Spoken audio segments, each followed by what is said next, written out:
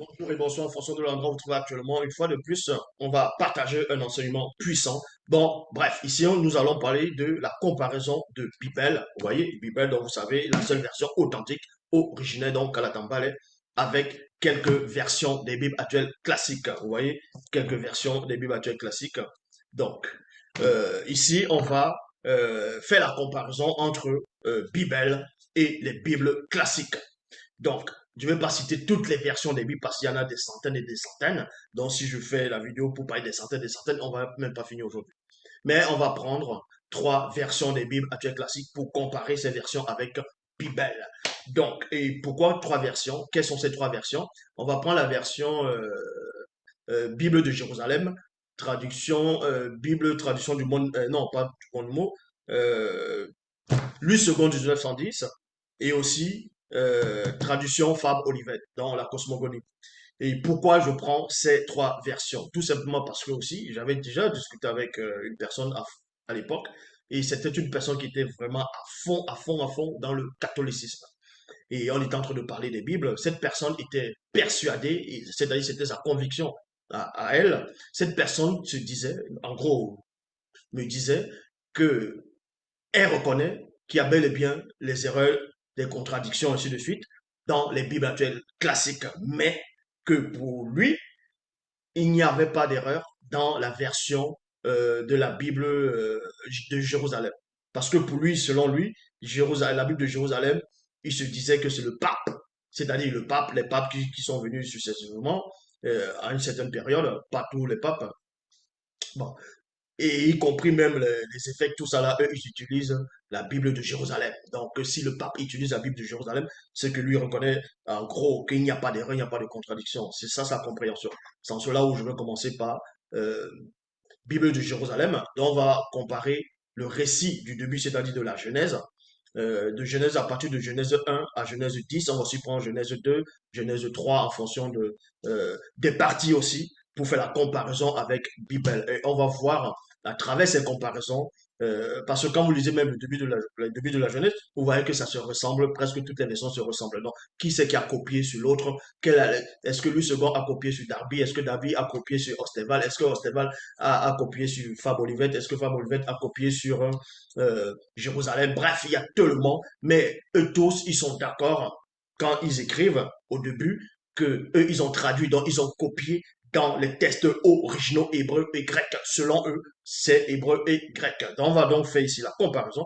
On va commencer dans Genèse chapitre 1, verset 1 à 10, dans la Bible de Jérusalem. Mais avant de commencer dans la Bible de Jérusalem, on vous dit ici que la Bible de Jérusalem est une série de traductions de la Bible en français élaborée sous la direction de l'école biblique et archéologique française de Jérusalem. Un établissement français d'enseignement supérieur et de recherche basé à Jérusalem et dirigé par l'ordre dominicain, entre parenthèses, catholique. Donc, Genèse chapitre 1, verset 1 à 10, dans Bible de Jérusalem, il est dit ici, au commencement, virgule, Dieu créa le ciel et la terre. Dans d'autres versions, il est dit Dieu créa les cieux. Mais dans Bible de Jérusalem, il est dit ici que Dieu créa le ciel et la terre et non les cieux dans le début de la Genèse. Or, la terre était vide et vague. Les ténèbres couvraient l'abîme. Un vent de Dieu tournoyait sur les eaux. Point ici. Donc, premièrement, on ne vous dit pas, dans aucune version du début de la Genèse ici, on ne vous dit pas que Dieu a créé les eaux.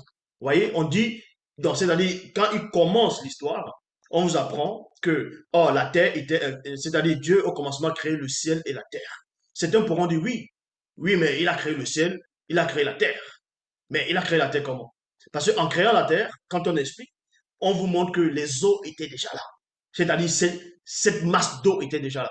C'est pour ça qu'il y avait un monsieur une fois, dans un documentaire plutôt, c'était un débat, en gros, un débat sur la spiritualité, ainsi de suite. Je crois que cette émission se passait au Cameroun. Et cette personne a lancé le défi. Je dis bien, cette personne a lancé le défi à tous ceux qui étaient sur le plateau de lui montrer un seul verset dans le début de la Genèse, pas dans l'épître de Pierre où on dit que Dieu a créé tout à base d'eau, que tout a été créé à base d'eau, mais dans le début de la Genèse, oui, il y avait même des pasteurs sur le plateau, les soi-disant pasteurs, et cet homme, il a lancé le défi à ceux qui étaient en face de lui montrer un seul verset au début de la Genèse, dans Genèse 2, que Dieu a créé l'eau, que Dieu a créé cette eau-là du début, que Dieu a créé cette eau-là du début. Bon, aucun des pasteurs n'a pu relever plutôt le défi. Mais néanmoins, dans Genèse chapitre 1, verset 1 à 10, il est dit ici, Bible de Jérusalem, au commencement, Dieu créa le ciel et la terre. Or, la terre était vide et vague. Les ténèbres couvraient l'abîme. Un vent de Dieu tournoyait sur les eaux, sur les eaux. Même beaucoup de chercheurs, même quand vous tapez sur Genèse chapitre 1, verset... Non, Genèse chapitre 1, verset 2, on parle des eaux. Certains se posent encore la question, mais cette eau-là est apparue comment? Même les scientifiques vous apprennent, les scientifiques, les archéologues, ainsi de suite, ils vous disent, mais l'eau, ils essaient de déterminer le mystère de l'univers, que l'univers date de cela 13 à 15 milliards d'années. Ils essaient de donner l'âge de la Terre, l'âge de l'apparition de la Terre, ainsi de suite. Mais certains se disent, bon, cette eau-là, en tout cas, certains scientifiques ne sont pas d'accord par rapport à d'autres scientifiques. Ils vous demandent, ils se disent, mais cette eau-là est venue comment? Mais bon. Or, la terre était vide et vague. Les ténèbres couvraient l'abîme. Un vent de Dieu tournoyait sur les eaux. Il y a point ici. Dieu dit que la lumière soit et la lumière fut. Dieu vit que la lumière était bonne et Dieu sépara la lumière avec les ténèbres. Dieu appela la lumière jour et les ténèbres nuit. Il y eut un soir, il y eut un matin. Deux points. Premier jour. Dieu dit qu'il y ait un firmament au milieu des eaux et qu'il sépare les eaux d'avec les eaux et il t'en fut ainsi. Et il en fut ainsi. Il y a point ici. Dieu fit le firmament et sépara les eaux qui sont sous le firmament avec les eaux qui sont au-dessus du firmament. Et Dieu appela le firmament ciel. Il y eut un soir, il y eut un matin. Deux points. Deuxième jour. Dieu dit que les eaux qui sont sous le ciel s'assemblent à une seule masse et qu'apparaisse le continent. Vous voyez, heureusement aussi dans Bible de Jérusalem, aussi ils disent continent. Bon, ils disent continent. Oui, ils disent continent. Apparaissent le continent et non les continents. Comme j'ai déjà démontré, il n'y avait qu'un seul continent au départ. Bon, même les scientifiques le disent aussi. Et il t'en fut ainsi. Et ce continent, c'était l'Afrique. Donc, la vie a commencé en Afrique. Dieu appela le continent terre et la masse des eaux mer. Vous voyez, on vous dit ici, là, dans la Bible de Jérusalem, que Dieu appelait la masse des eaux mer. Et Dieu vit que cela était bon. Retenez bien, dans Genèse chapitre 1, verset 10, dans la Bible de Jérusalem, qu'il est dit mer. Maintenant, on va aller dans la deuxième traduction, la deuxième version, dans Louis II 1910. Bon, pourquoi j'ai pris Louis II 1910? Voici Louis II 1910. Pourquoi? Parce que c'est l'une des versions les plus traduites et les plus vendues sur la terre à un moment donné. À une époque, ça a été la version la plus traduite, la plus vendue aussi. Et les catholiques l'utilisent, même au Cameroun. Les protestants, ceux qu'on va appeler dans les églises, soi-disant réveil, ils utilisent ça beaucoup, cette version Louis II, 1910. C'est pour ça que je vais prendre aussi la comparaison, comparer Louis II avec Bible, la seule version authentique. Donc, la compagnie des pasteurs de Genève, renommée depuis Église protestante de Genève, souhaite une traduction francophone plus fidèle des manuscrits originaux hébreux et grecs. Vous voyez, il y a un point ici, ça c'est selon les compréhensions que l'écriture, selon eux, c'était les originaux, c'était l'hébreu et les grecs. Mais on sait que les Grecs sont arrivés bien longtemps et par rapport aux Hébreux, selon l'histoire que eux-mêmes ils ont essayé de montrer aux gens. En février 1865, une commission de pasteurs et théologiciens protestants, Louis II, voilà, Louis II, non, plutôt, en février 1865, elle commissionne le pasteur en théologie protestant Louis II. Donc, vous apprenez ici que Louis II, c'était un protestant. Il était protestant. Donc, il était déjà, parce que les protestants, à un moment donné, un groupe de, c'est par rapport, quand vous connaissez un peu l'histoire des églises, ainsi de suite. Bon, au départ, bon, on vous parle du catholicisme, après ils ont protesté, il y a des gens qui ont protesté, ils sont devenus plus tard des protestants, ainsi de suite. Donc, on vous dit ici qu'en 1874, paraît non, la compagnie de pasteurs de Genève, renommée depuis Église protestante de Genève, souhaite une traduction francophone plus fidèle des manuscrits originaux hébreux et grecs. Donc, en ce moment, à cette époque-là, selon la biographie, selon l'histoire ici, on vous apprend qu'il y avait déjà euh, une compagnie de pasteurs de Genève qui n'étaient pas d'accord avec plusieurs traductions des Bibles actuelles classiques, avec plusieurs d'autres versions. Donc, eux, ils trouvaient qu'il y avait des anomalies, qu'il y avait des contradictions, qu'il y avait des erreurs, qu'il y avait des choses qui n'allaient pas. C'est pour ça qu'ils se sont concertés, ils se sont réunis plutôt.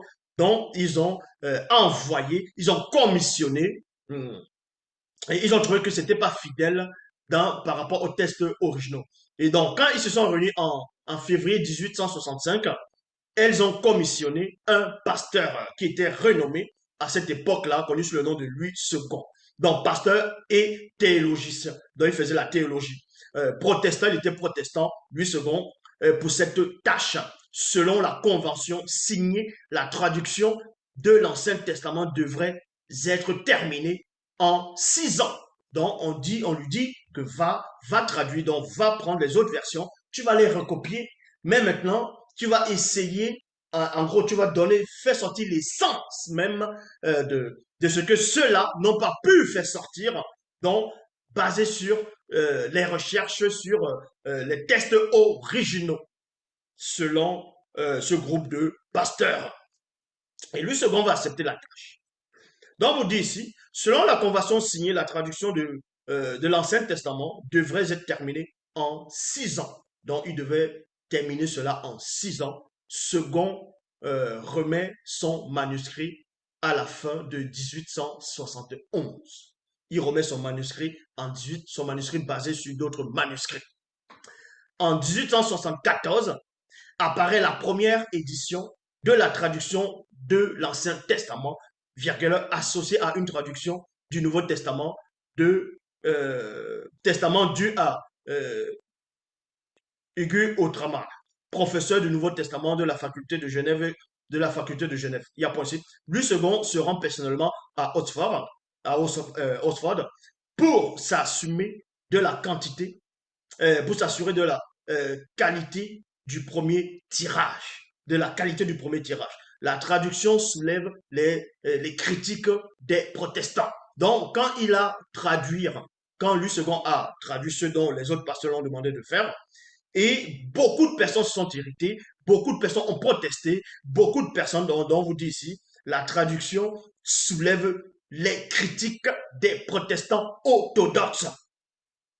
Second est notamment accusé de porter atteinte à la doctrine de l'inspiration biblique et de rejeter certaines prophéties messianiques de l'Ancien Testament. Donc, on vous dit ici, on accusait déjà Louis II qu'il avait, non seulement il a traduit la Bible, il a traduit les copies, certaines copies qui étaient déjà, donc il a traduit, pour maintenant, on l'accusait d'avoir modifié, d'avoir ramené des idées, d'avoir mis ses propres interprétations dedans et retiré certaines prophéties messianiques. Donc, vous voyez. Et on l'a accusé par rapport à ça. Et on vous apprend ici, et on poursuit, on vous dit ici, oui, messianique dans l'Ancien Testament. Toutefois, toutefois, le succès d'édition est si grand que Louis II décide de se lancer dans le nouveau, c'est-à-dire dans la traduction du Nouveau Testament. Donc, ça a eu beaucoup de succès à cette époque, malgré qu'il y avait des critiques exactement comme Bible a beaucoup de succès, beaucoup de succès. On a fait beaucoup de tirages déjà par rapport à Bible. Donc, on a fait beaucoup de tirages déjà beaucoup de tirages sur Bible. Donc, il y a eu beaucoup d'éditions déjà. On a traduit plusieurs fois ça l'a en rupture. C'est revenu, ça l'a en rupture plus de 3 fois déjà. Donc, mais c'est toujours là. Et Bible aussi a beaucoup de critiques. Donc, d'autres vous diront que Bible a été copiée par d'autres versions, dans d'autres versions, exactement comme les autres théologiciens, les autres pasteurs qui, pour écrire les Bibles aussi, ils vont prendre les autres copies, mais on va voir quelle est la vraie copie, ou bien copie, quel est l'original. Parce que eux, ils se basent sur l'hébreu et grec. Et Bible, elle se base sur quoi? On va donc entrer en profondeur. Donc, vous dit ici, Toutefois, le succès d'édition est si grand que Louis II décide de se mettre, plutôt de se lancer dans la traduction du Nouveau Testament en utilisant les mêmes principes que ceux ceux qu'utilisaient plutôt dans l'Ancien Testament, bien qu'ils soient davantage spécialisés de l'hébreu que le grec. Donc, il n'était pas vraiment spécialisé dans la langue grecque ancienne, mais selon sa biographie, il était spécialisé dans la langue hébreu. Donc, c'est pour ça qu'il va écrire ce qu'on va appeler l'Ancien Testament. Il va rédiger et ça va troubler beaucoup de personnes. Malgré l'influence d'Outre-Mar, il parvient à se faire missionner par la Compagnie des pasteurs de Genève pour cette traduction qui est achevée en 1879. En 1879. La Bible seconde est un seul volume en un seul volume paraît pour la première fois en 1880 avec le premier tirage de 50 000 exemplaires. Elle aura un énorme succès.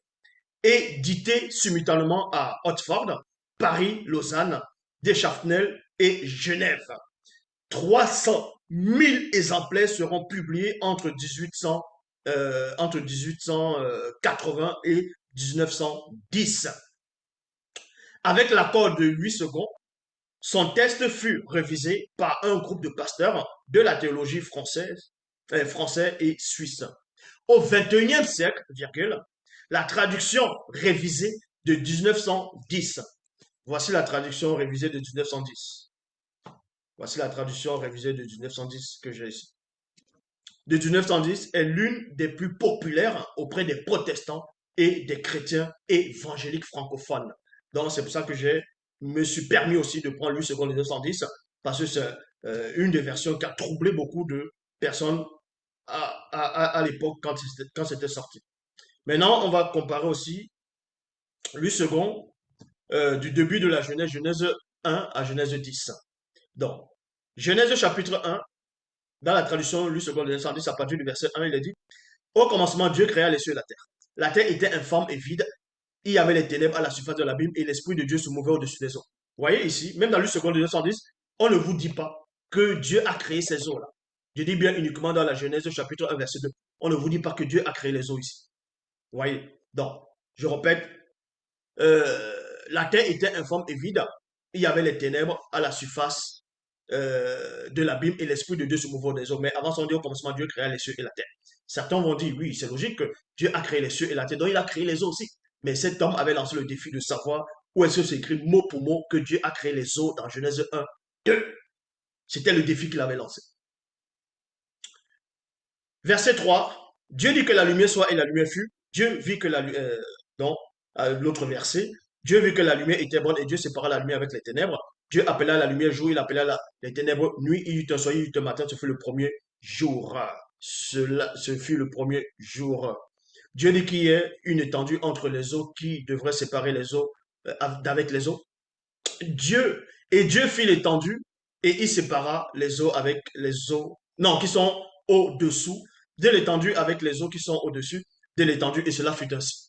Verset 8, Dieu appela l'étendue ciel, ainsi il y eut un soir, il y eut un matin, ce fut le second jour. Il y a point ici.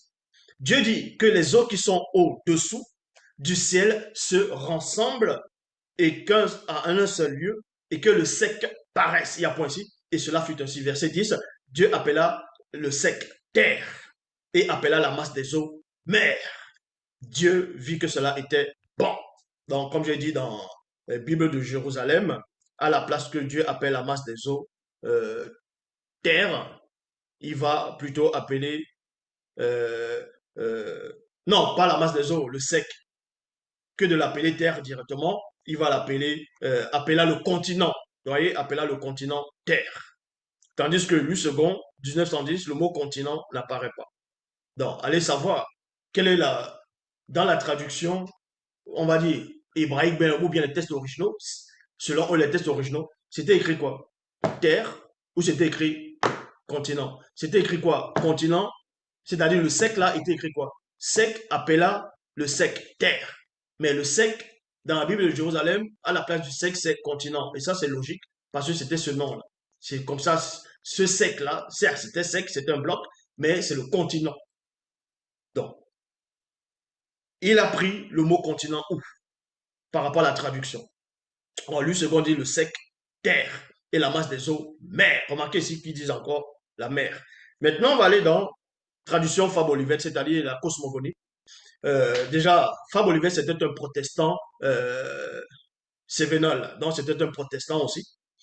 Fab-Olivet prétendait avoir retrouvé, vous voyez, donc on vous apprend ici que c'est pas lui qui a inventé quelque chose. Donc, il prétendait avoir retrouvé le sens de la langue hébraïque, qui était, disait-il, resté ignoré jusqu'à lui.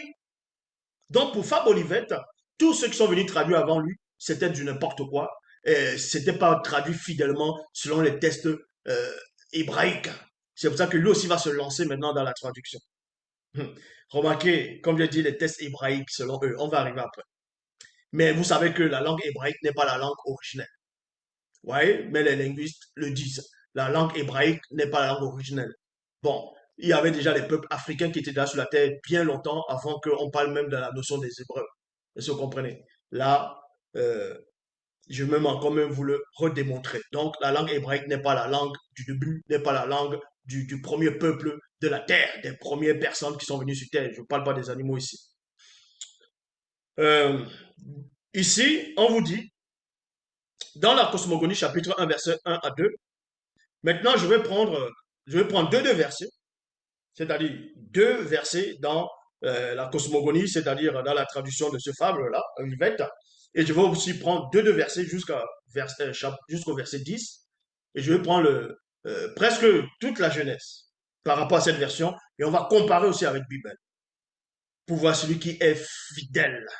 Donc, on va voir la vraie version authentique. Déjà, pour poursuivre, la seule version authentique, c'est celle-là.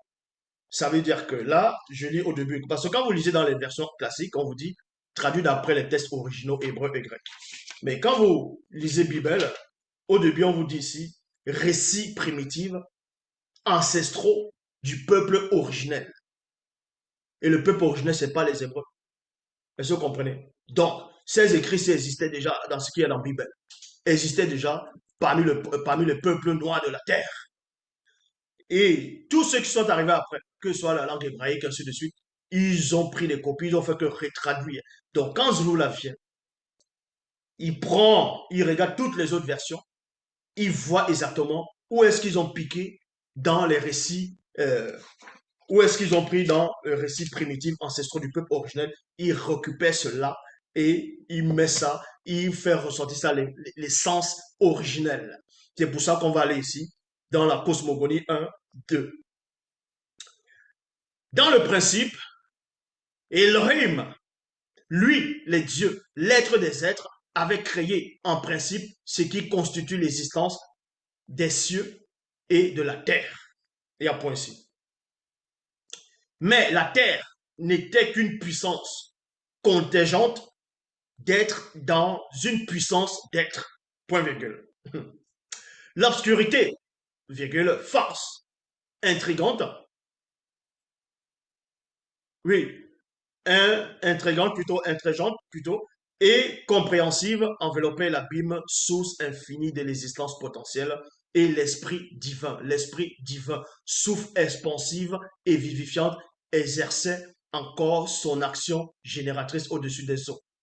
Virgule, image de l'universelle pensivité des choses. Voilà ce qui est dit ici dans la version traduction Fab Olivet. Maintenant, on va prendre Bible et on va voir ce que Bible dit dans Origine, chapitre 1, verset 1 à 2. Bon, il est dit ici, dans le verset 1, il est dit, Loba, virgule, par la manifestation de Poulédi. Pouli sa volonté, il déclara par Eyala son verbe. Il créa Obébotedi de la réalité visible, c'est-à-dire il créa Obébotedi commencement de la réalité visible, physique, virgule, Madiba Ibaidi, donc l'eau primitive, virgule, on s'arrête là. Loba, on vous montre ici que dans la seule version authentique, on vous explique que Loba, le créateur, par la manifestation de sa volonté, il crée les eaux. On montre le verset où il a créé l'eau du début. Il a créé l'eau du début. Tout est en, c'est-à-dire avec précision. Aucune autre version des Bibles actuelles classiques n'entre dans les précisions. Donc, qui c'est qui a copié sur l'autre? Seuls les autres ont copié les copies qui existaient déjà dans l'Afrique ancestrale. Donc, Bible est là depuis l'aube. Toute cette histoire qui est là est véridique. Donc, c'est les autres qui ont copié les récits qui existaient déjà dans l'Afrique ancestrale. Voici la seule version. Je répète, Origine, chapitre 1, verset 1 à 2. L'homme n'a pas la manifestation de Pouli, sa volonté, il déclara par Eyala son verbe, il créa au beauté du commencement de la réalité visible physique, Madiba Ibaïdi, de l'eau primitive. Vous voyez, de l'eau primitive. Il créa cette eau primitive en lui donnant la forme de myriades, d'innombrables formes de cercles, c'est-à-dire de Ngondé, qui devint des multivers. Donc, on vous apprend ici la seule version authentique originelle vous apprend, même les scientifiques même sont d'accord qu'il y a des multivers, qu'il y a des multivers. Et maintenant, voici, là c'est avec précision les multivers parce que c'est la langue, c'est-à-dire c'est les récits qui ont existé dès le commencement.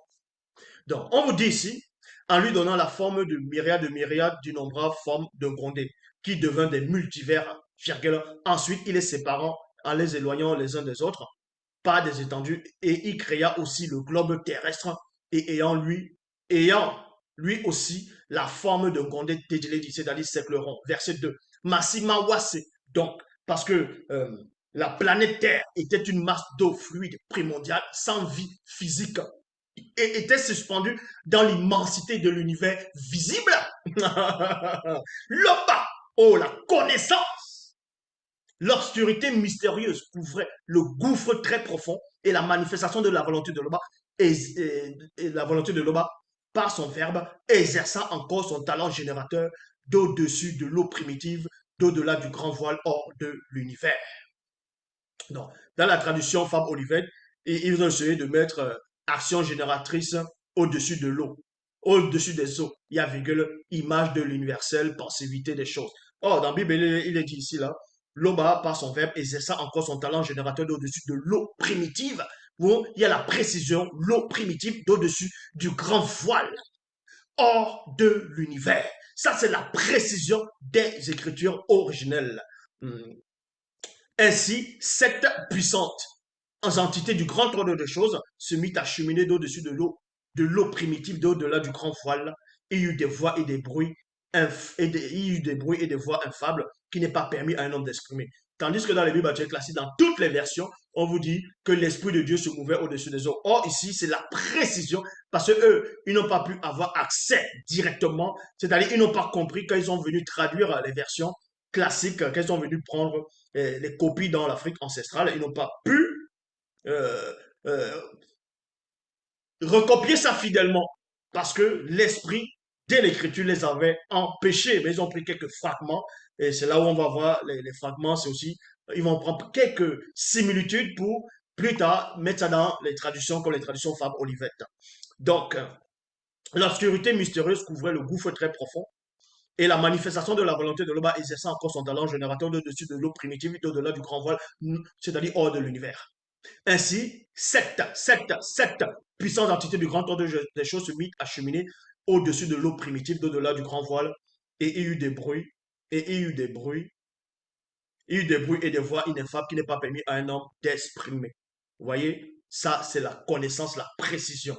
Donc si quelqu'un a inventé, si j'ai inventé ce genre de phrase, reconnaissez que je suis très intelligent, très éclairé, que même les autres biblistes qui ont fait la théologie pendant des années n'ont même pas pu avoir cette connaissance profonde, approfondie des mots.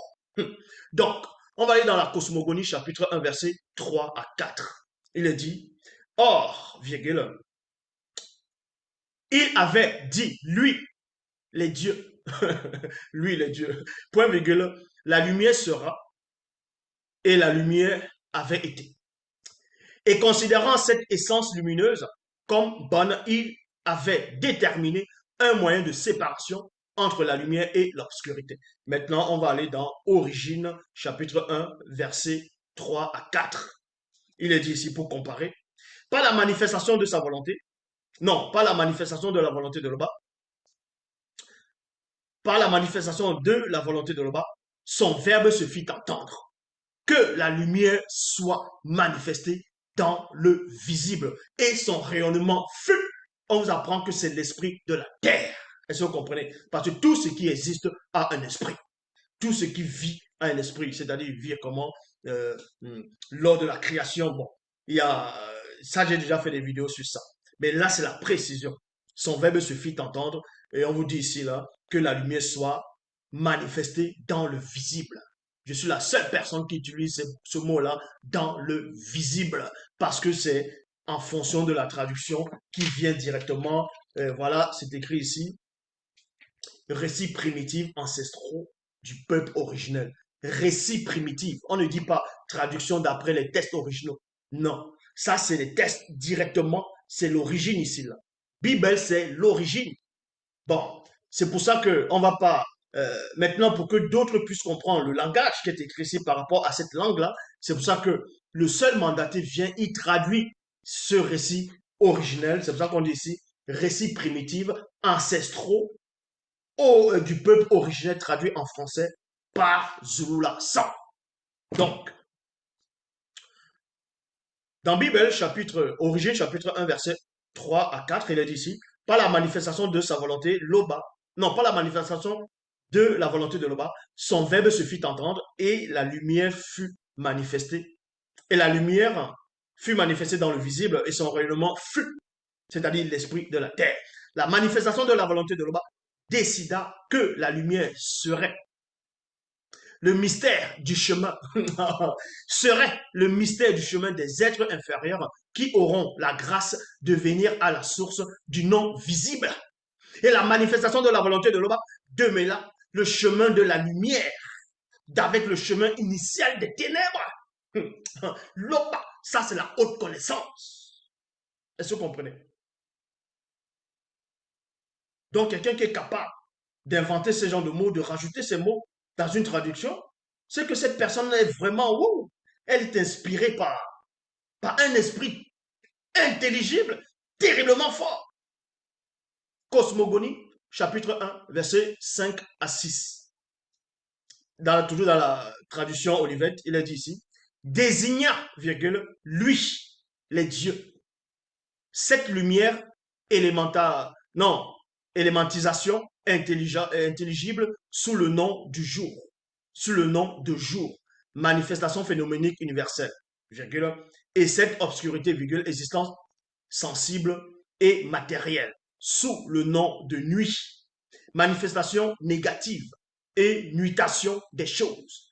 Et tel avait été l'Occident, et tel avait été l'Orient, le but et le moyen, le thème et le départ, et la première manifestation phénoménique.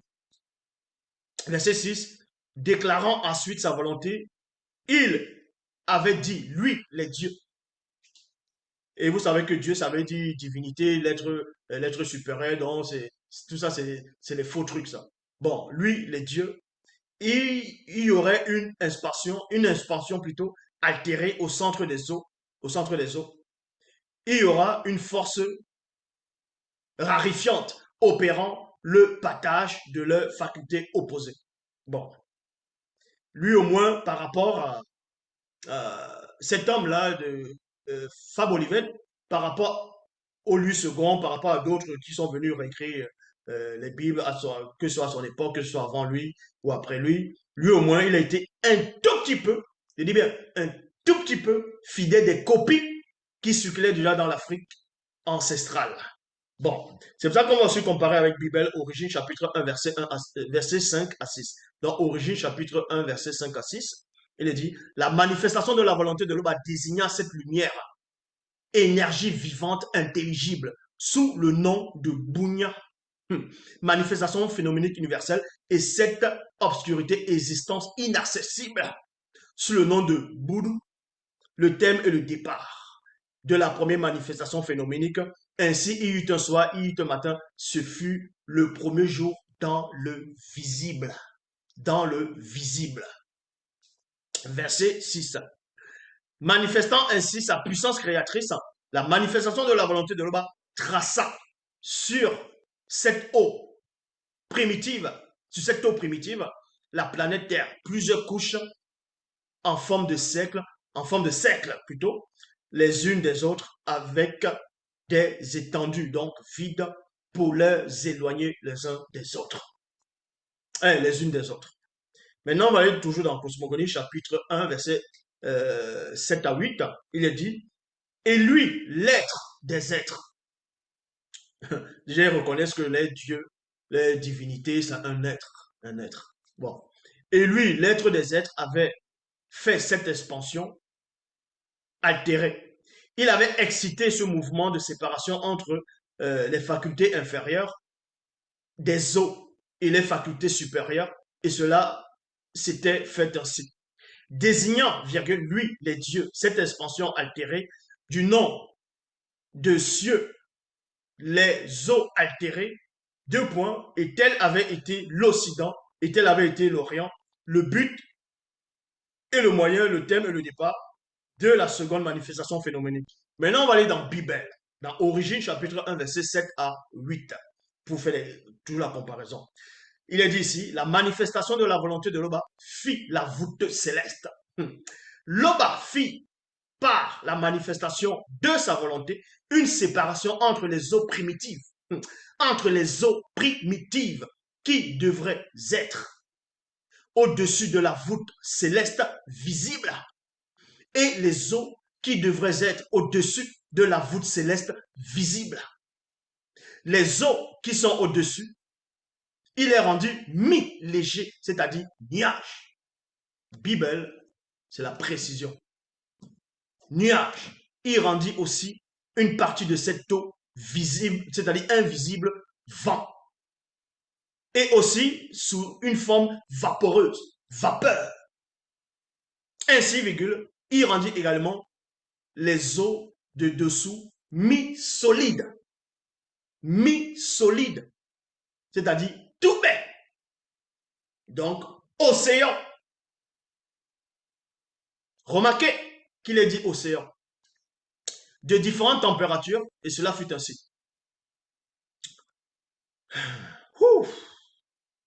La manifestation de la volonté de l'Oba nomma la voûte céleste visible d'Ibobé, c'est-à-dire ciel. Il y eut un soir, il y eut un matin, ce fut le deuxième jour dans le visible. Maintenant, on va aller toujours dans Cosmogonie chapitre 1, verset 9 à 10. Il est dit ici, il avait dit encore, lui, les dieux, les ondes inférieures et gravitantes des cieux tendront irrésistiblement ensemble vers un lieu déterminé, virgule unique, et la ridité apparaisse. Et la ridité apparaisse. Et cela s'est fait ainsi. Et il avait désigné l'aridité sous le nom de terre, élément terminal, non terminant et final, et le lieu vers lequel devraient tendre les eaux. Il avait appelé mer. Mer. Voyez, mer. Remarquez que dans la tradition Fabre Olivet, ils disent qu'au début, l'eau qui était au début, ou même on a créé la terre, que c'est l'étendue d'eau, la vaste étendue. Tradition Fabre Olivet appelle ça la mer. Donc, immensité aqueuse. Et considérer ces choses. Lui, l'être des êtres, il avait vu qu'elle serait bonne. Maintenant, on va aller dans Origine, dans Bible, pour voir la précision des sens des mots et des choses. Origine, chapitre 1, verset 9 à 10, il est dit. Puis, la manifestation de la volonté de l'Oba ordonna que les eaux qui sont en dessous des cieux se rassemblent, c'est-à-dire s'alignent à un seul endroit, afin que le Mounielé, c'est-à-dire le continent, paraisse sous forme de cercle au centre des eaux et solidement retenu par la masse semi-spirituelle, semi-astrale et semi-visible. Point. Et cela fut ainsi. Verset 10. Et Loba, par la manifestation de sa volonté, nomma le Mounielé, continent, Wassé, terre, donc solide. Et il nomma la masse des eaux, mer et non océan. Non, plutôt il nomma la masse des eaux, océan. et non mère. Pourquoi dans la Bible, c'est précisé, dans Origine, chapitre 1, verset 10, que l'homme, par la manifestation de sa volonté, démontre dans la langue originelle, c'est-à-dire dans la langue originelle, on vous apprend que les eaux du début de la création, c'était l'océan et c'était pas la mer.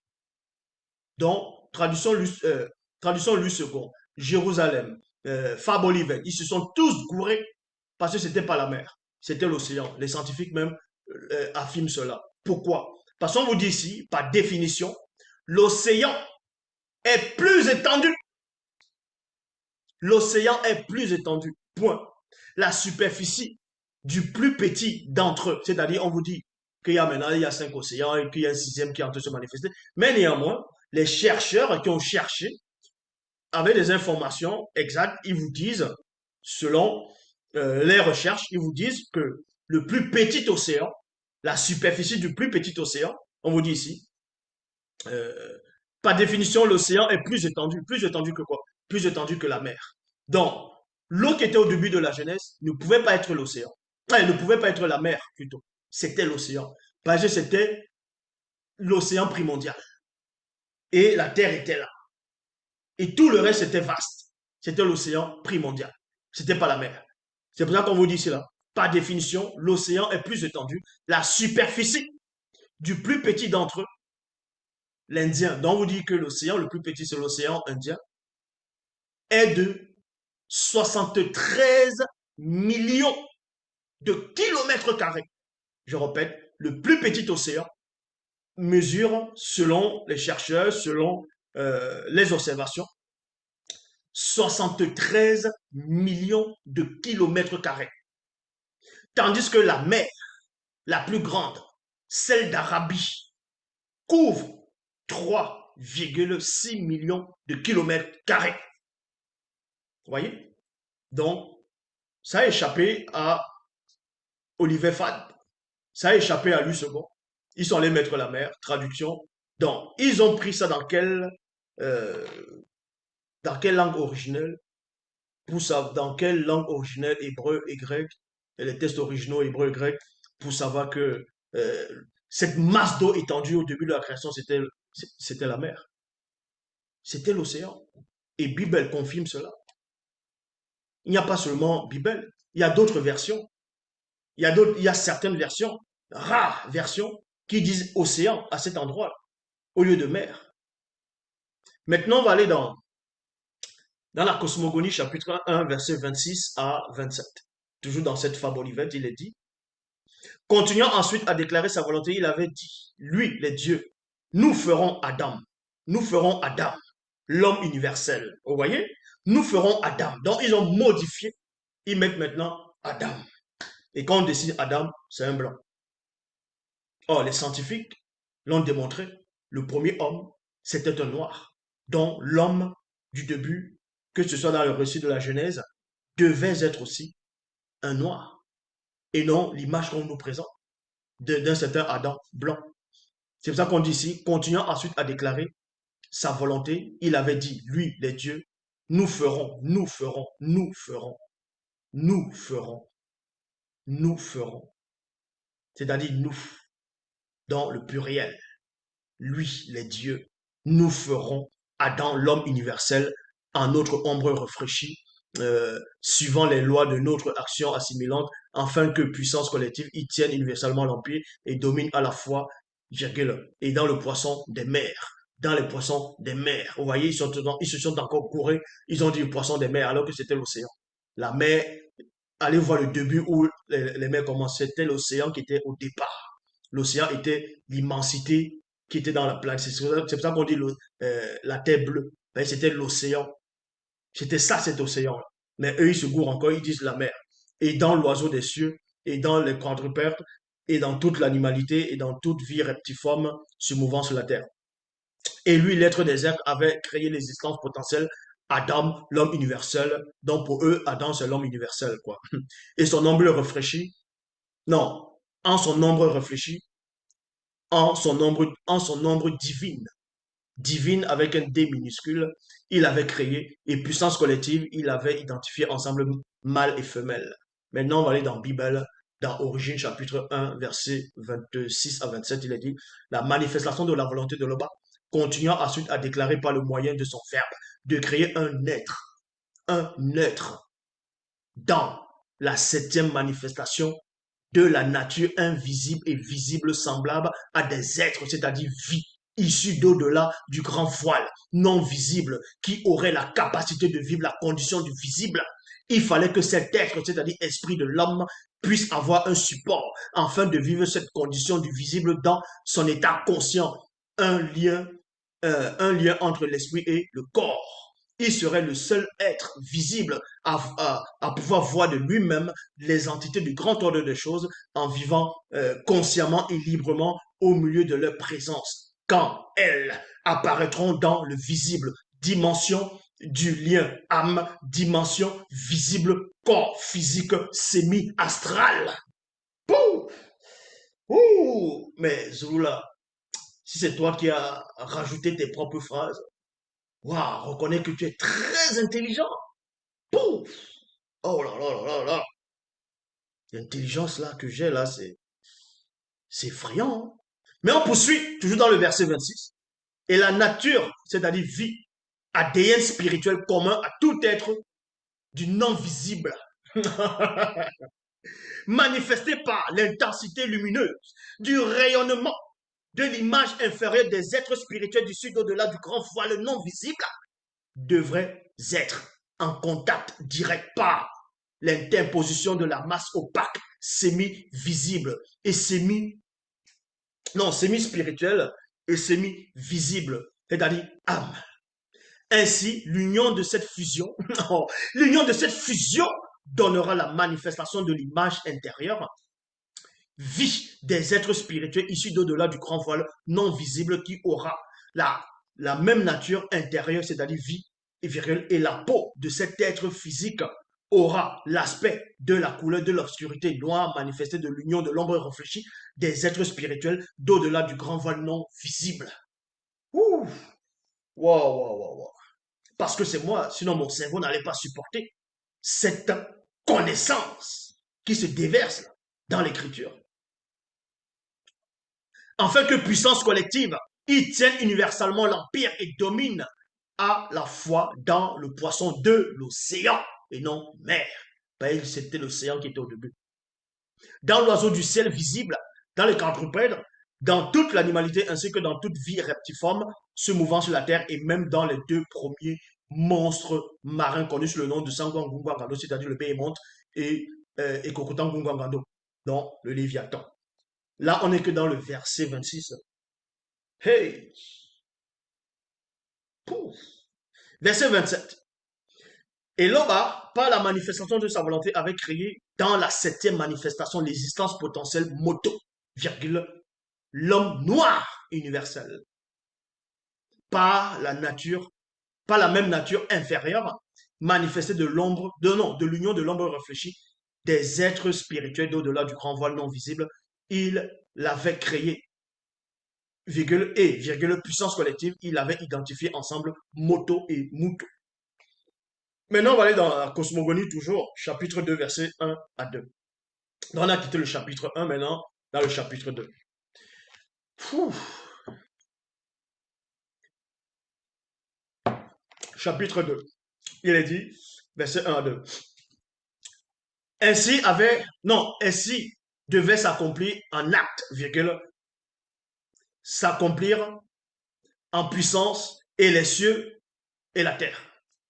Et la loi régulatrice qui devrait présider à leur développement.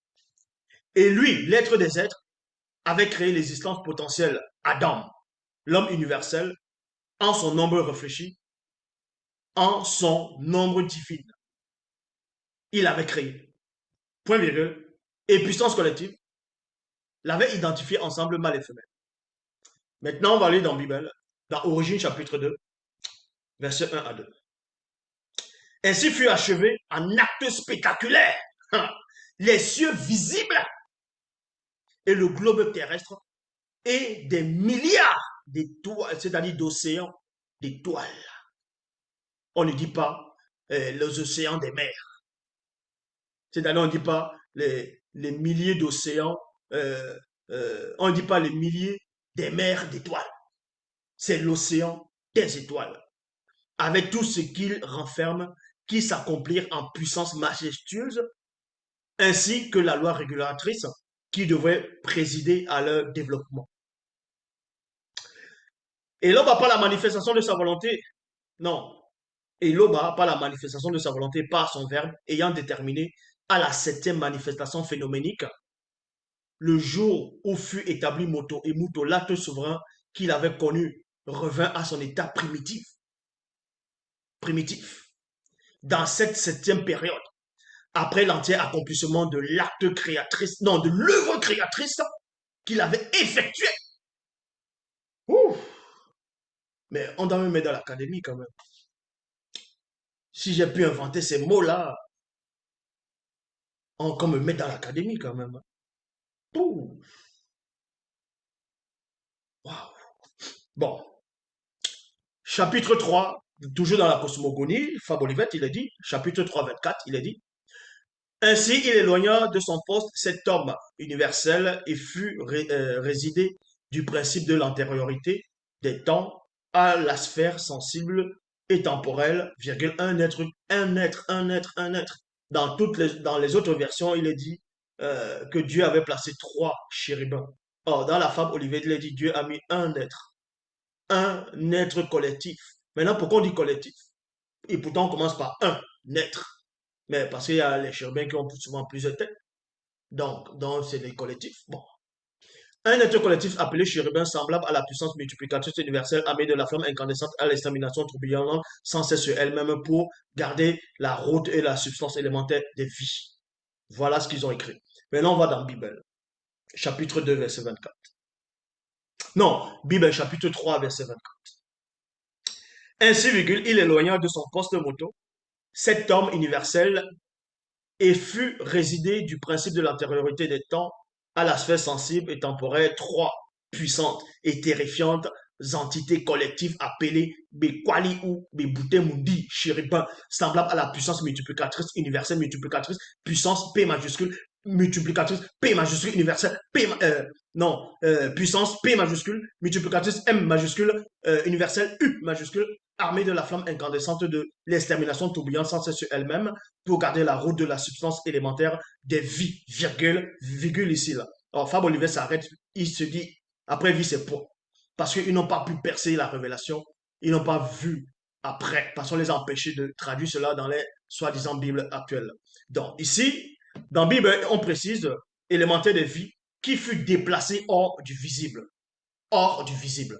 C'est pour ça qu'on vous apprend que dans les versions classiques actuelles, que le soi-disant Yahvé Adonai Jéhovah Elohim l'Éternel, quand il a chassé Adam et Ève, selon les traductions, quand il a chassé Adam et Ève du jardin d'Éden,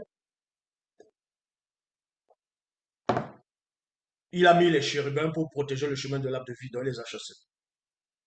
Il y a certaines civilisations qui sont allées chercher ce chemin-là, c'est où, c'est où, c'est où, c'est où, c'est où. Non, on vous dit ici, ce jardin, puisque quand vous lisez la Genèse, on vous dit que Dieu a planté un jardin. Dieu a planté un jardin. C'est-à-dire qu'au départ, ce jardin-là n'était pas là. Donc, il a introduit quelque chose. Les arbres qui ont poussé, c'est-à-dire la faune et la flore, tout ça là, qui ont poussé dans le visible, c'est une chose. C'est-à-dire dans la jeunesse. Maintenant, on dit au centre, maintenant, Dieu va venir planter quelque chose. Mais quand tu viens planter quelque chose, ça veut dire que la chose n'était pas là au départ. Donc, ça vient du non visible, ça vient du spirituel, ça, on plante ça. Et maintenant, on place cet homme-là. Et quand l'homme va pécher, on le retire de ce plan-là. Vous voyez, c'est ce qu'eux, ils n'ont pas pu voir. On va le retirer, on va l'extirper de ce plan-là. Vous voyez, pour venir se manifester dans le sec, dans le physique. Et c'est là où on protège on met le chérubin.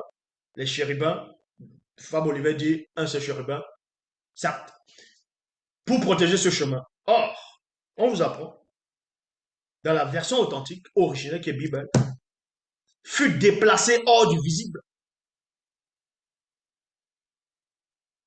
Fut déplacé hors du visible. C'est pour ça que ça repart d'abord dans la salle. C'est là où Kinyabwam, il va intégrer là-bas d'abord. Bon, ici on n'est pas en train de parler de Kinyabwam. Après la mystérieuse chute de moto. Vous voyez, on précise ici. On précise ici. On précise ici. Après la mystérieuse chute de moto et de moto, il vécut une existence complètement semi-spirituelle, semi-astrale et semi-physique. Bon, ouf, oh. Dans la cosmogonie, chapitre 9 au verset 25.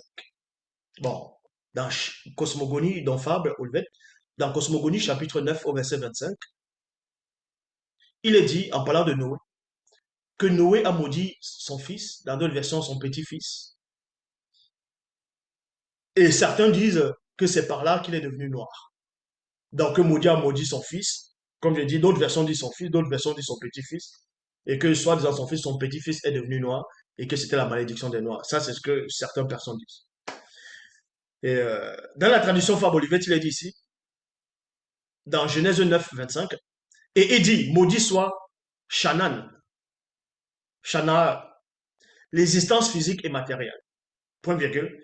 Il sera le serviteur des serviteurs de ses frères. Origine, dans la Bible, Origine chapitre 10 au verset 11, il est dit, c'est pourquoi Wumse dit, béni soit Mowinda, c'est-à-dire Cham, d'une double bénédiction et non maudit, mais d'une double bénédiction, et que les blancs et les sans mêlés demeurent naturellement et génétiquement inférieurs à nous, la race noire. Voilà ce qu'ils n'ont pas pu traduire dans les versions. Donc, Bible est la seule version authentique. Est-ce que vous comprenez? Toutes les autres versions qui existent, toutes les autres versions qui existaient, même si on dit avant l'apparition du livre que vous voyez là devant, là, ces écrits-ci existaient dans le peuple originel et c'est ça, c'est écrit là. C'est ça, c'est écrit. Maintenant, vous allez me dire, c'est où l'original même? Voici l'original. L'original, c'est là. L'original, c'est là. Donc, même si on trouve des similitudes dans certaines versions, mais c'est normal qu'on trouve les similitudes. Vu qu'ils sont venus en Afrique, ils ont pris ce qui était déjà en Afrique. Ils ont voulu trafiquer. Et là, on a restauré l'origine ici. Donc, voici la seule version authentique. Bible, Kalata, Balai, le livre de la vérité. Donc, Bible, mais il est dit Mabosangui. Donc, Bosangui qui veut dire propre, ou en même temps saint ou sainte, dans les écritures qui sont propres, qui ne sont pas altérées, qui ne sont pas sales. Dans les saintes écritures, donc, Bétilé dit Babosangui, Dita la Bétilé dit. Voilà, Dita, donc, c'est beaucoup, donc, c'est en profondeur. Kalata, Dibiela, Bamba, Memba. Récits primitifs ancestraux du peuple originel traduit en français. Donc, on répète, récits primitifs ancestraux du peuple originel traduit en français. Bible. Vous allez dans les éditions zoulasan.com, vous allez dans Bible. Et aussi, il y a un nouveau livre euh, qui est en cours qui est en cheminement, qui va venir, un livre formidable. Donc, je vous en dis pas plus. L'Oba c'est encore glorifié. Donc, Bible est la seule version authentique. Les autres versions, c'est que des copies.